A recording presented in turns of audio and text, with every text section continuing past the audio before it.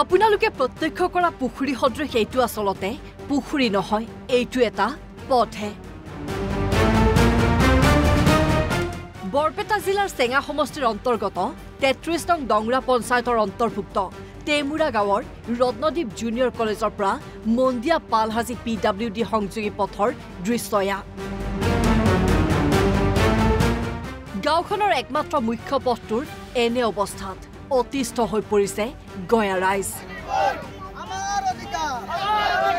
ৰাইজে বিগত ৩০-৪০ বছৰ ধৰি এই জৰাজীৰ্ণ পথটোৰেই যাতায়াত কৰি আছে। এজাক বৰষুণ হলেই পথছোৱা যাতায়াতৰ অনুপযোগী হৈ পৰে। আমাৰ ৰত্নদ্বীপ কলেজৰ পৰা যিবিলাক ছাত্ৰ ছাত্ৰী কলেজীয়া ছাত্ৰ ছাত্ৰী অহা যোৱা কৰে, তেখেতসকলে বাৰিষা কালত এইখন ৰাস্তাৰে আহিব নোৱাৰে। লুংগি গামোচা পিন্ধি ল'ৰা ছোৱালীসকলে কি হয় পাৰ হয়।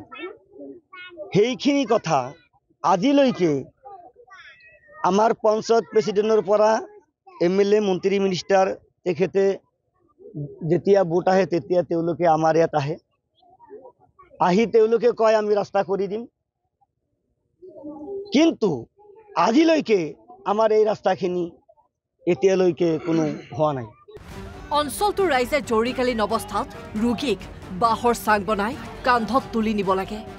সেয়ে অতিষ্ঠ জনতাই এনেদৰেই সকলোৱে হাতত নো ৰোড নো ভোট প্লেকাৰ্ড লৈ প্ৰতিবাদ সাব্যস্ত কৰে। নিৰ্বাচনৰ পূৰ্বে পথ নহলে ভোট বৰ্জনৰ সিদ্ধান্ত লৈছে ৰাইজে।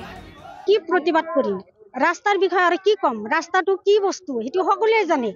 আমাৰ এইখিনি যে মানুহ কি যে ইলেকশ্যন যে হয়, ইলেকশ্যনৰ সময়ত আহে মোক মালভোগ কল চাই দেখাই দিয়ে, আৰু ইলেকশ্যন হৈ গ'লে তাৰপিছত এই মালভোগ কলৰ বাকলিবিলাক আমাৰ ৰাস্তাত পেলাই দিয়ে। আমালোকে ৰাস্তাত এনেই পিছলি যাওঁ আৰু সেই বাকলিৰ ওপৰত ভৰি দি আৰু পিছলি যাওঁ। তেনেহ'লে আমাৰ ৰাস্তাৰ তেনেহ'লে আমাৰ গাঁৱত যদি ভোটৰ দৰকাৰ আছে, তেনেহ'লে ৰাইজৰো দৰকাৰ আছে। তেনেহ'লে ৰাইজে যদি সেনেকুৱা কাম কৰিব নোৱাৰে, চলা ফিৰাই কৰিব নোৱাৰে, যাবই নোৱাৰে, মেডিকেল নাপায়ে, ৰিক্সা আহিব নোৱাৰে, পিলপিলি আহিব নোৱাৰে, বাইকত যাব নোৱাৰো, খোজকাঢ়ি যাব নোৱাৰো আৰু ইয়াত কি আহিব।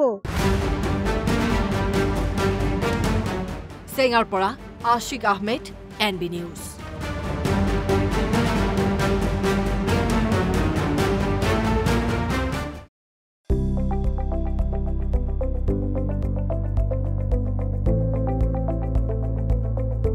NB নিউজ, সহজ সৰল ভাষাত নৱভাৰতৰ কথা।